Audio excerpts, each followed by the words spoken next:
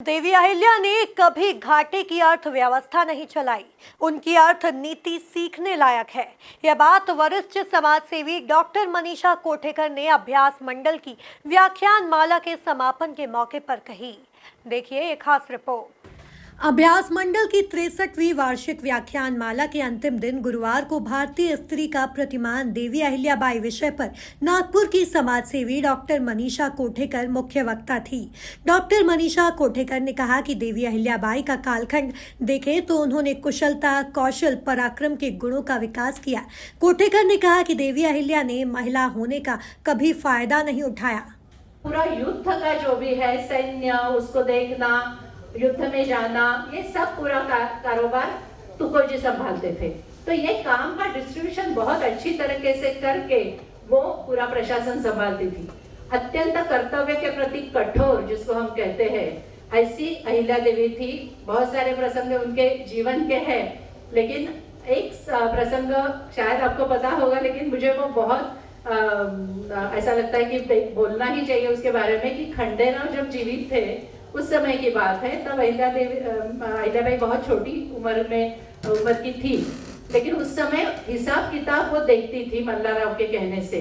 और उस समय के रीति के अनुसार खंडेराव को सालाना कुछ पैसा मिलता था उनके खर्चे के लिए।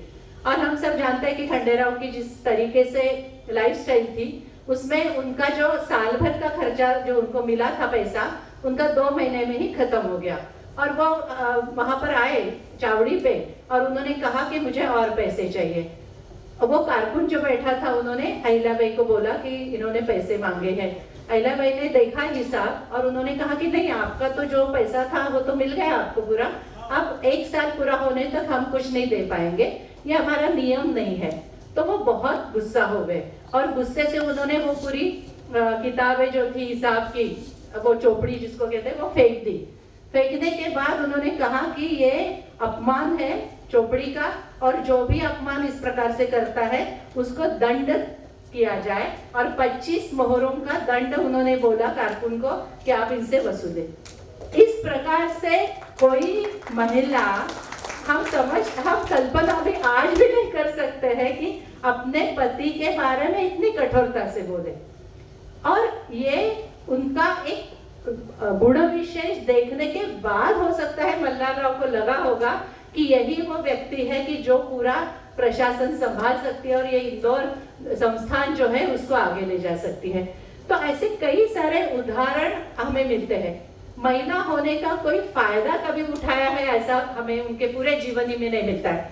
आज हम बोलते हैं ना कि महिला है तो हम क्या कहेंगे, ह्यूमन बीइंग है, तो हमें भी मोह हो जाता है, तो हम महिला होने के फायदे भी उठाते हैं। हर तरीके से अधिकार भी चाहिए और प्रिविलेजेस भी चाहिए, इस प्रकार से दोनों तरीके से हम करते हैं। लेकिन इनके बारे में अगर पूरे जीवन में देखेंगे तो हमें एक भी उदाहरण नहीं मिलता है।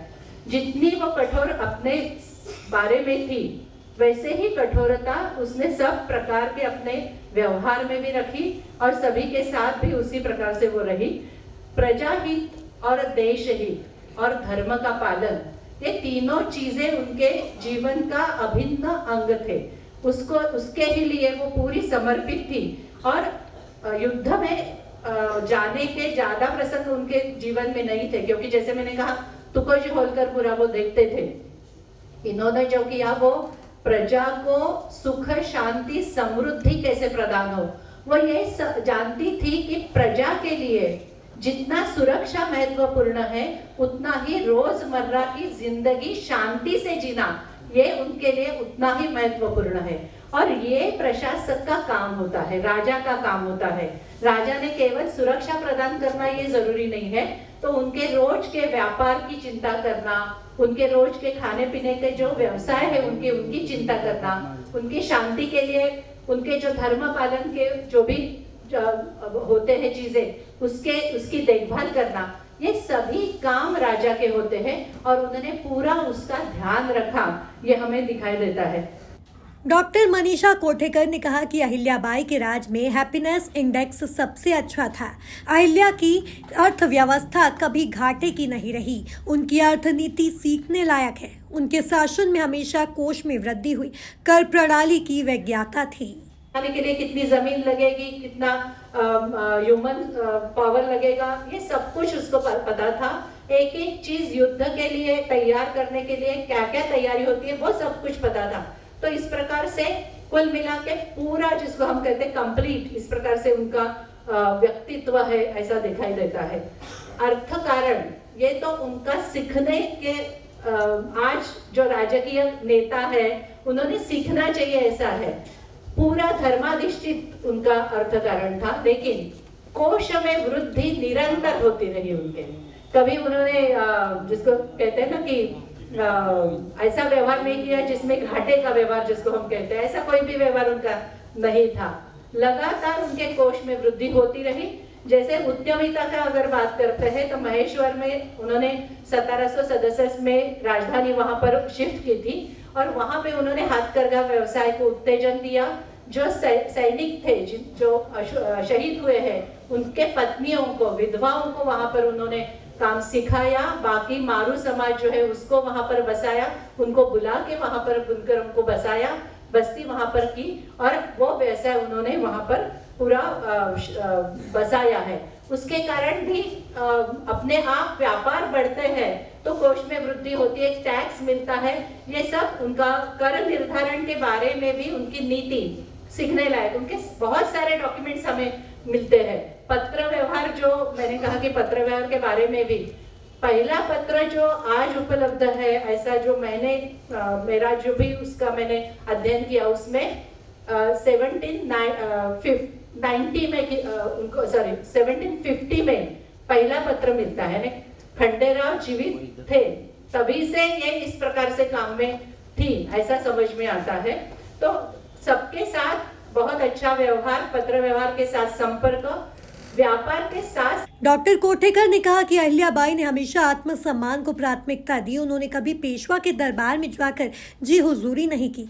वह पेशवा का सम्मान करती थी, लेकिन पेशवा के गलत निर्णय पर वह आपत्ति भी जाहिर करती थी। तो में नहीं जाते थे, वो अपने ही उस खेत में जाते थे। तो ये जो पर्यावरण के लिए भी उन्होंने जो अलग अलग काम किए वो भी बहुत सराहनीय है। अध्ययन करने वाली बहुत सारी चीजें ऐसे अलग अलग आपको मिलेगी।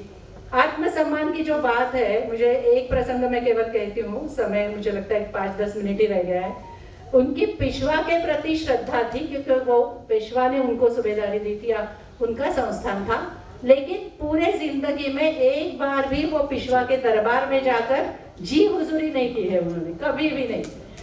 अपना पत्र व्यवहार के साथ बात करना, पेशवा का अगर कुछ गलत है तो उनको बताने की हिम्मत थी। ऐसे भी पत्र मिलते हैं कि ये मुझे लगता है ये ठीक नहीं है, व्यवहार पेशवा के सम्मान के लायक नहीं है, ये बताना, ये भी वो कर सकती थी।